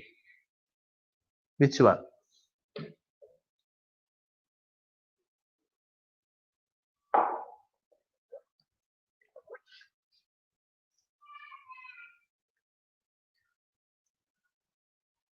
Malicot catheter. Okay, Malicot catheter. This you can also use for we cannot use for as a urinary catheter, but removing as a suprapubic for removing or urine drainage. You can use this one also for gastrostomy tubing. You have to see the picture. You have to see the picture because sometime question may ask in image based. The question may ask. So you can see here. Okay, I will show you one more thing. Okay, next one is a PEG tube. PEG tube full form: percutaneous endoscopic gastrostomy tube. Percutaneous endoscopic gastrostomy. Okay, very important.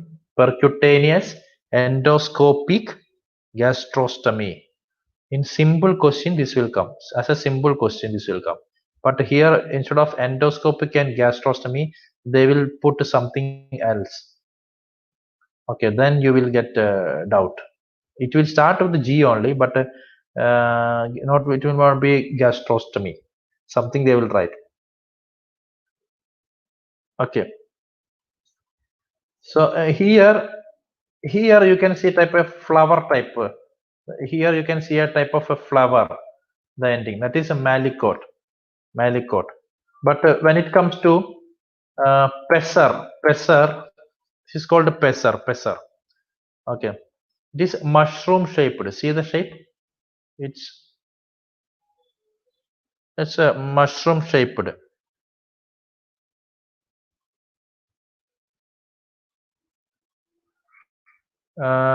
This is mushroom shaped one. Okay. So you have to check that thing, pesser, and this also we can use for suprapubic drainage. mushroom shaped pressure. Sometimes they will ask you the use, or sometimes they will give and they will ask what is this.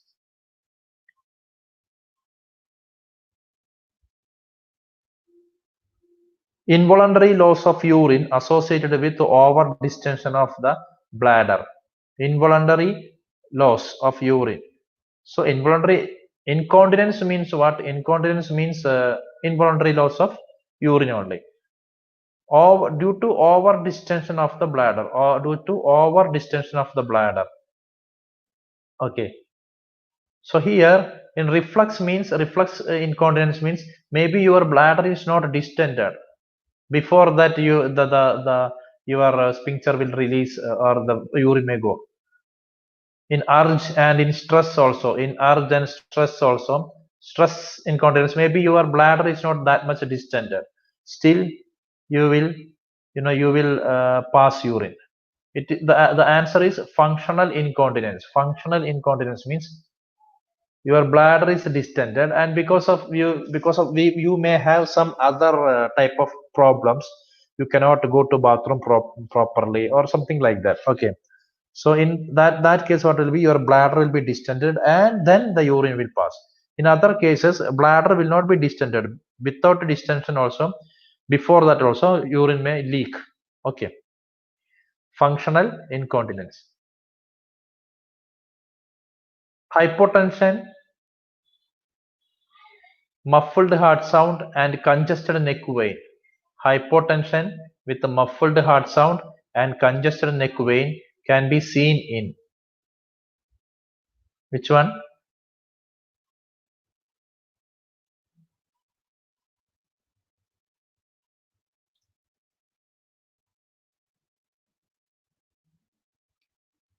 Just now we discussed the cardiac tamponade. Cardiac tamponade. So I discussed already what is cardiac tamponade. One thing I will tell you, you can see pulsus paradoxus. Pulsus paradoxus. Yesterday we discussed the paradoxical respiration. This is pulsus paradoxus. Maybe they will not ask you Beck's triad. Beck's triad we discussed. What is Beck's triad? Hypotension, jugular venous distension, muffled heart sound. But pulsus paradoxus they may ask you, which means that a decrease in blood pressure while inspiration. When patient is breathing, when patient is inspiring, okay, when the patient is doing inspiration, that time there will be a decrease in blood pressure. Pulsus paradoxus. Maybe more than 10 millimeter of mercury will decrease. When patient is breathing, that time blood pressure is decreasing. That is pulsus paradoxus. You have to associate with it with cardiac tamponade. Mycobacterium leprae is also known as golden bacilli, Koch bacilli, magical bacilli, Hansen's bacilli. Hansen's bacilli, because this is otherwise called as Hansen's disease. Mycobacterium, okay. Leprosy, Mycobacterium leprae means leprosy. It will cause leprosy. Leprosy, otherwise called as Hansen disease.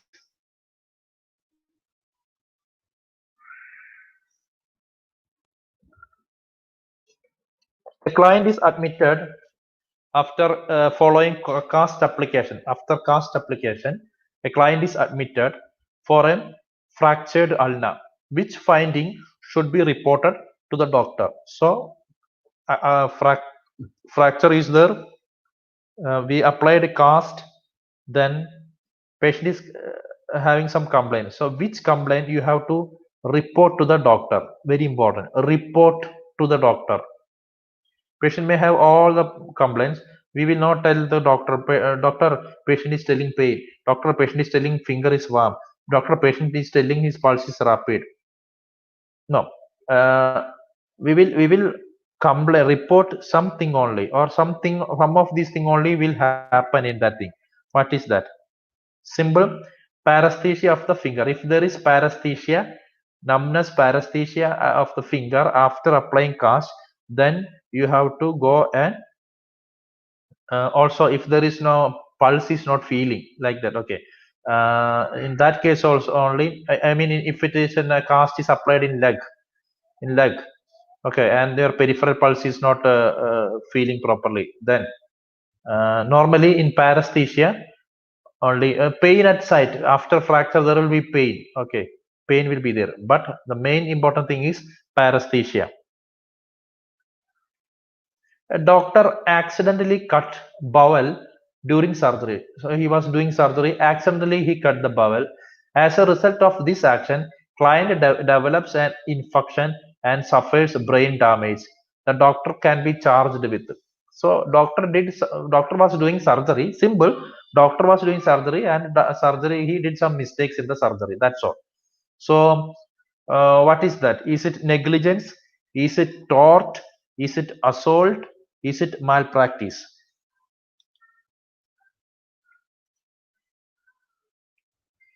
Of course, we can tell that it is not tort.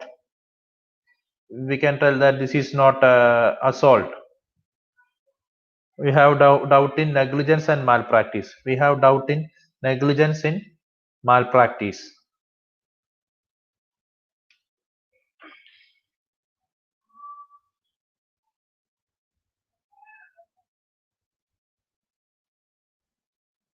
What will be the action? What will be the answer?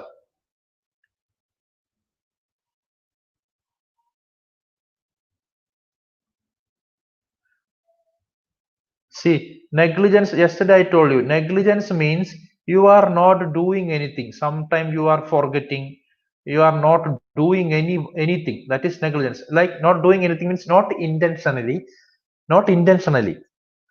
See, there tort itself, intentional and unintentional. Okay, so this is a tort. Okay, this is a tort. I agree, this is a tort. Tort itself intentional and unintentional. Intentional means by knowingly you are doing something. Unintentionally means without knowing, by mistake. So this mistake also, there is two type of mistake may happen. One, you are forgetting, you are not you have to do some action but you are not doing this action. That is negligence. Negligence. Malpractice, practice, you are doing some practice, you are doing some action but is abnormal. So here doctor is doing surgery, he is doing some action but did some mistake, means he cut, instead of cutting something else he cut bowel, okay, like that. Okay, so this is a malpractice. An adult man has tracheostomy tube in place. Which of the following action is appropriate for nurse to take when suctioning the tracheostomy? So simple, nurse is going to do the suctioning or tracheostomy suctioning, which is a good action or normal thing. First one is use a sterile.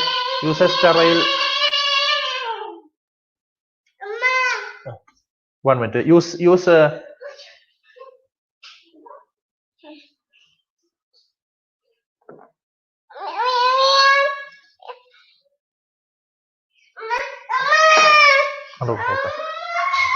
Okay.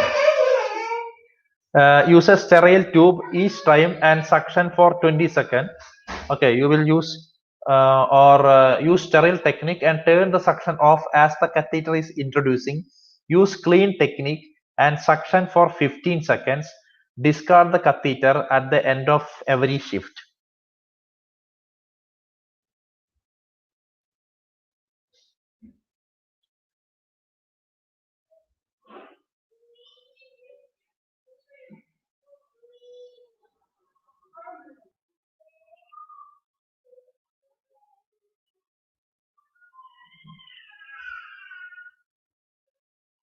What will be the answer? You know what is happening, no? You are when you see this 15 second, you are going to the 15 second. Okay, so obviously we will not do suction for 20 seconds, and normally we will do suction. I told you before, 10 seconds only we will do suctions, not more than 10 seconds. Some books are saying below 15 seconds. But here they told use a clean technique.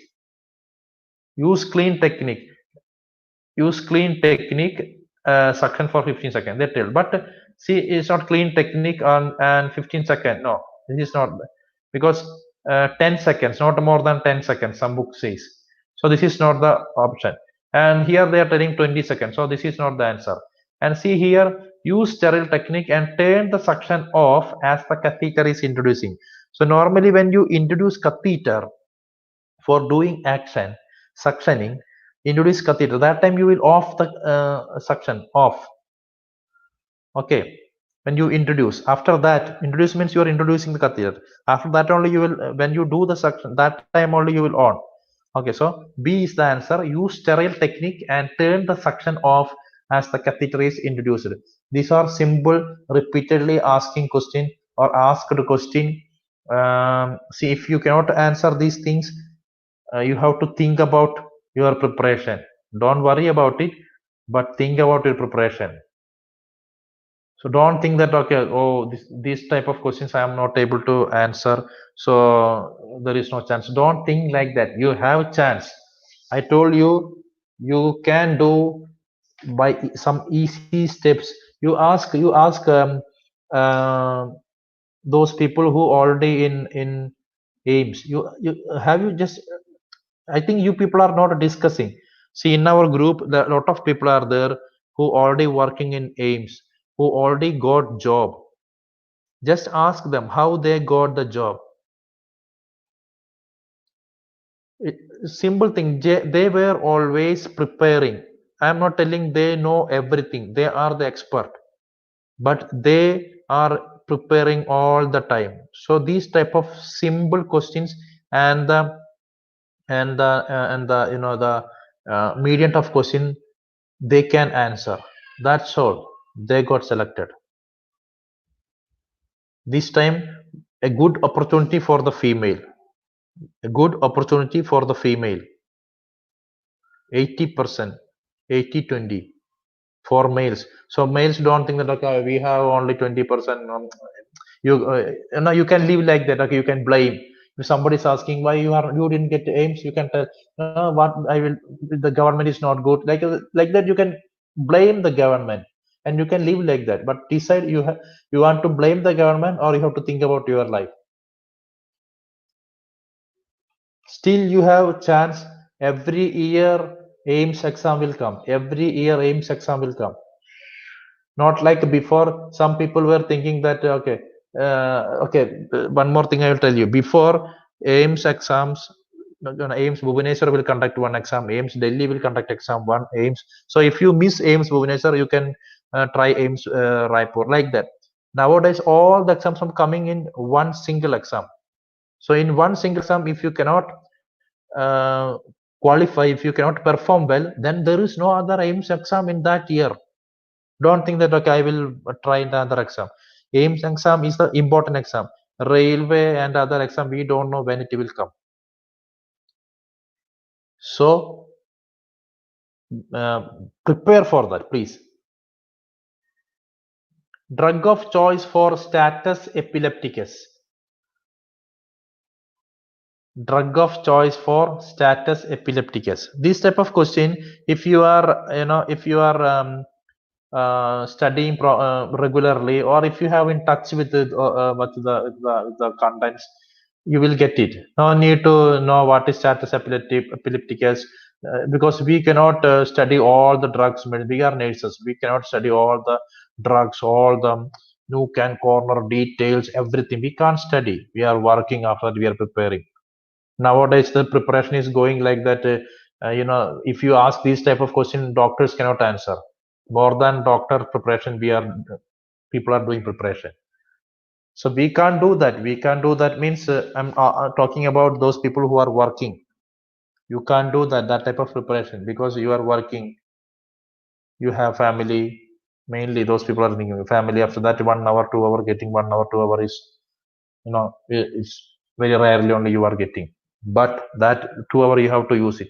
So these type of questions, by reading some books, maybe you may come across, or sometime may not. But when you do preparation with some questions, you will get. So what is the drug of choice for status epilepticus? Diazepam. The answer is diazepam. Diazepam. 5% dextrose in water is 5% dextrose in water is dash solution. Hypotonic, isotonic, colloidal, hypertonic. Isotonic. Simple question. Isotonic. A 43-year male is admitted with sickle cell anemia. 43-year male is admitted with sickle cell anemia. The nurse plans to assess circulation in the lower extremity every 2 hours. Which of the following outcome criteria would the nurse use? So, simple, 43-year male admitted with sickle cell anemia. Sickle cell anemia means what? There will be sickling of the RBC. There will be sickling will be there. Sickling, the shape, abnormal red crescent. Abnormal crescent shape will be there. Abnormal crescent shape will be there. Okay, so there is a chance for more occlusion. Because of the abnormal shape, this RBC will be clumped together. Easily, this will be clumped together. There is a chance for clotting in sickle cell anemia. Okay, so as a nurse, which of the following outcome criteria would the nurse use? Okay, to assess in circulation. The nurse plan to assess circulation in the lower extremity every 2 hours. Okay, so she is going to do the check the circulation. So body temperature of 99 degree Fahrenheit or less? No, nothing related to circulation. Toes moved in active range of motion. Sensation reported in whole when soles of feet are touched. Capillary refill more than 3 seconds. What will be the answer? Capillary refill more than 3 seconds in sickle cell anemia. A 33 years old male is brought to emergency department with sickle cell crisis. What is the best position for the client?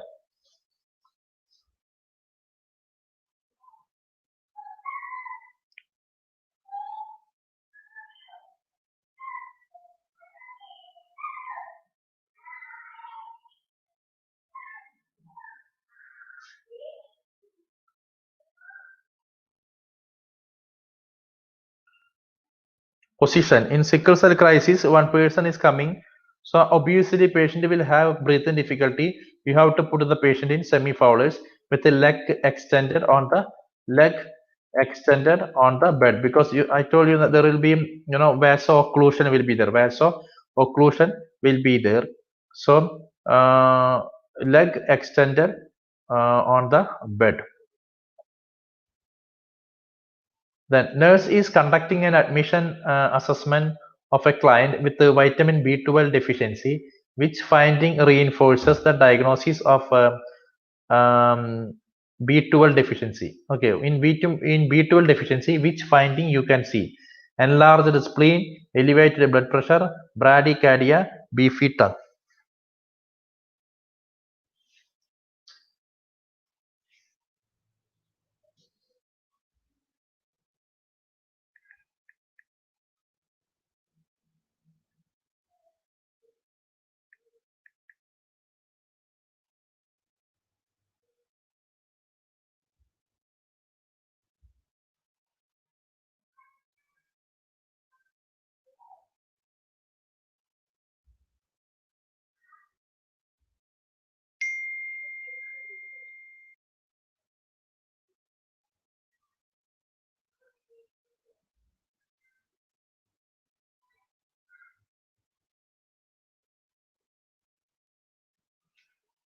What will be the answer? Wait a minute. Beefy tongue. Okay. 15-year-old Primi Gravida is admitted with a tentative diagnosis of HELLP syndrome. Which laboratory finding is associated with the HELLP syndrome? In HELLP syndrome, HELLP syndrome, which laboratory finding is associated? There is elevated blood glucose, elevated platelet count, elevated creatine clearance, elevated hepatic enzymes.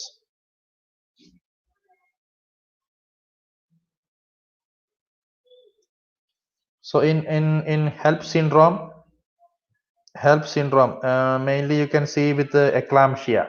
In eclampsia patient or mother, you can see this condition associated with this eclampsia.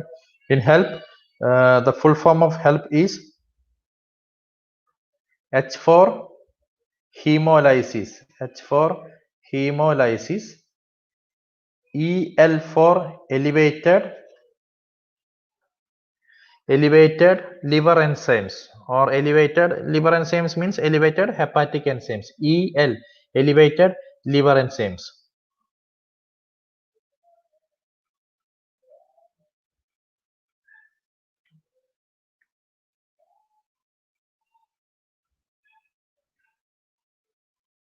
Okay, last LP for low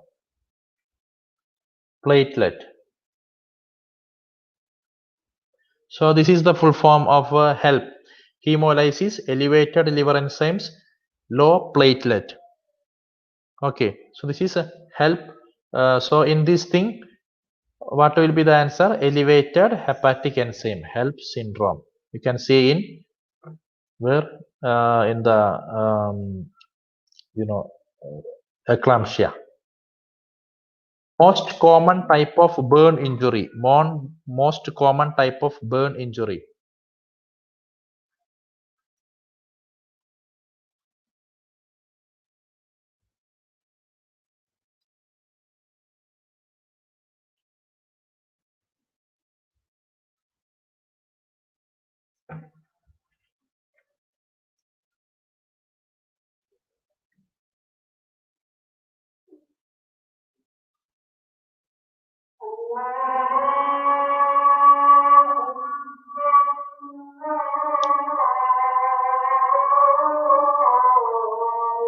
It is thermal.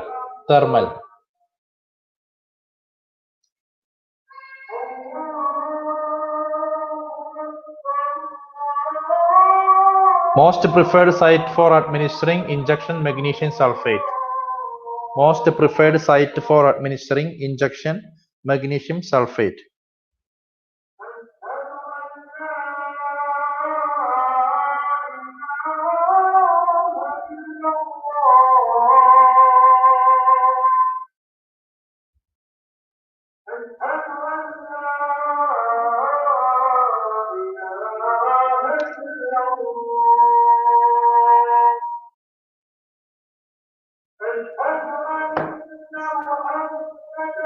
That is dorsogluteal. Most preferred site for administering injection magnesium sulfate is dorsogluteal. Okay, so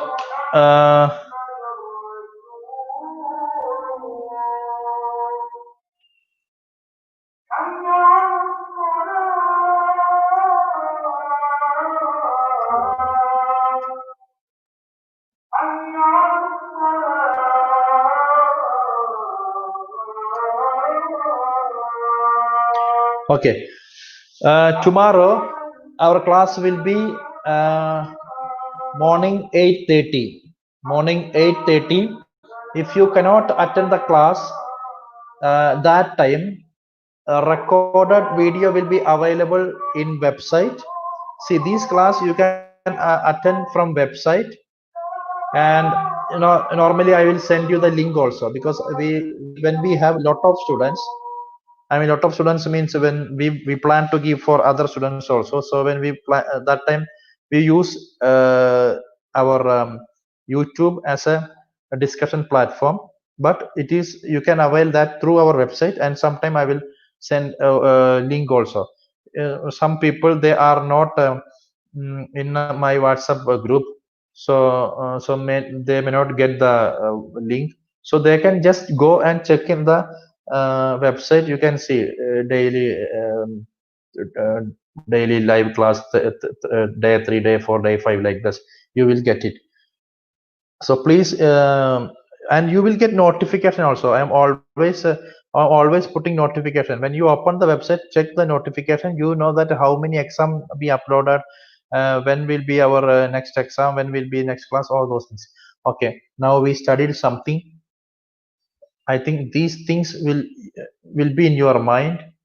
Okay, hope it may come for the exam, or by using this thing you can answer some questions. Next, go and practice. See, Sujitra,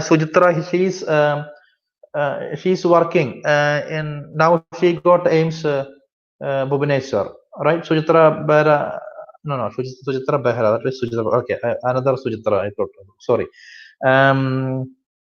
Because I thought one student was there. She is in. She's already in our Aims, but I think she is another Sujitra. Okay.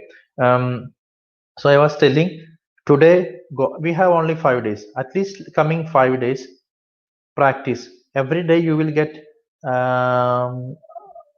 almost 150 questions. You will get 150 questions. At least 150 questions you try. And in WhatsApp also, you will get a lot of questions.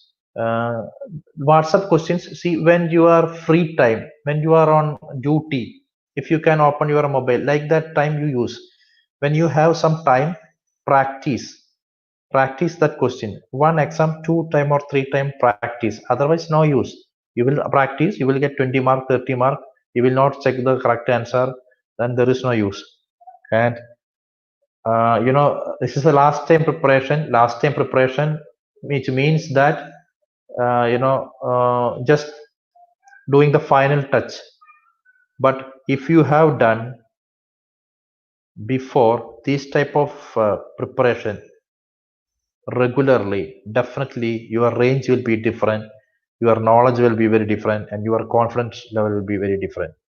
But what do we will not do things at proper time? Don't worry, it happens. Study from your mistake. Try your maximum this time. Okay, if you miss it, you will shoot it next time. So don't think that okay, anyway this time my preparation was not good. Okay, I will do one thing. I will next time I will try. Don't think like that. Do, because these type of huge vacancy may not come next year if you are putting for next year. And I need one request. Please tell us, at least tell 2 to 3 people, your friends, junior or senior, whatever it is. Please tell them, especially those who are from, most of the students are from Odisha. My request, please tell that there is central government, good salary, around 80,000. A exam is there. Okay, age limit is 30. After 30 you cannot attend. Okay, all those things, just tell. And if you people are, if anyone is thinking that okay, by reading some books, by studying today, you will get Aims exam, don't think that. You need a good, it depends upon your, maybe you have a lot of knowledge, don't worry, then okay, it's okay. But some people, okay, I don't know your level of knowledge, because now we are discussing. So don't go and check your luck, prepare and go. Definitely you can get it. Aims, if those people who are attending from Odisha, I'm telling, definitely Aims Bhubaneswar you will get. It is very near to you. Don't spoil your life in private hospital. You spend lakhs, but the private hospitals are using that.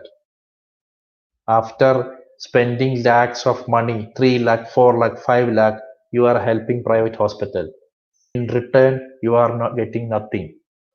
So those people who are below 30 years and those who don't have any you know reservation, tell all your friends, everyone, prepare for, till you get 30 year, prepare for